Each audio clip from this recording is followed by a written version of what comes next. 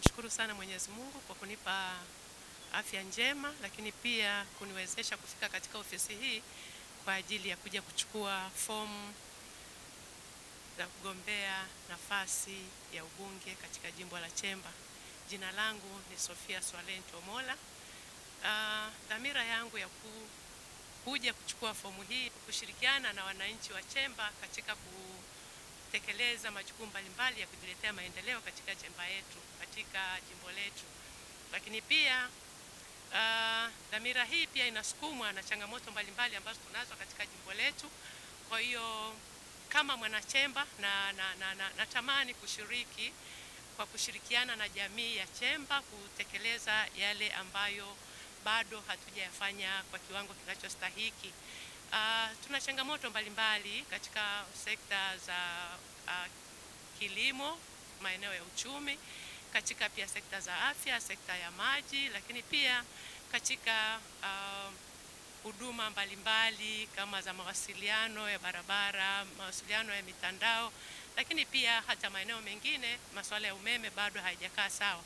Kwa hiyo kwa fursa zilizopo, kwa changamoto hizi, nafahamu pia tuna fursa nzuri na nyingi katika wilaya yetu au katika jimbo letu la Chemba ambalo nitaenda kulitumia katika kuhakikisha kwamba tunaenda kutatua changamoto hizi ambazo zipo kwa kushirikiana na jamii yangu.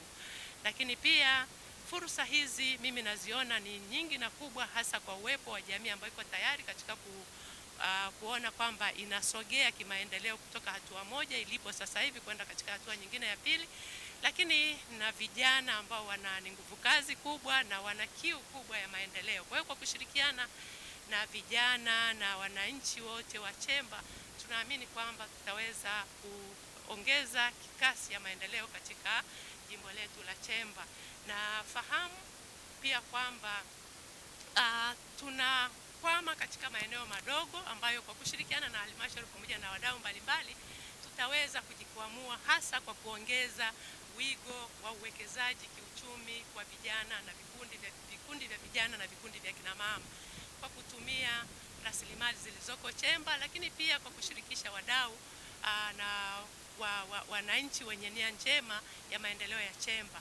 Kwa hiyo mimi nitajikita zaidi kama nitafanikiwa, kwa sababu hii ni hatua ya awali, lakini ikitokea kwamba nikapata fursa ya kuwa miongoni mwa wale watu watatu ambao watarudi, basi nitakuja kueleza mikakati yangu kwa undani kwamba kitu gani ninachokusudia kukifanya.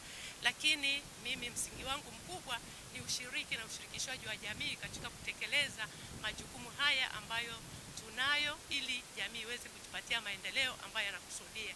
Naamini kabisa kwamba maendeleo ya watu yataletwa na watu wenyewe, lakini kwa kushirikiana na kuwa na mikakati thabiti nitakuwa na ufanisi kwa kila kata kulingana na changamoto ambazo zipo.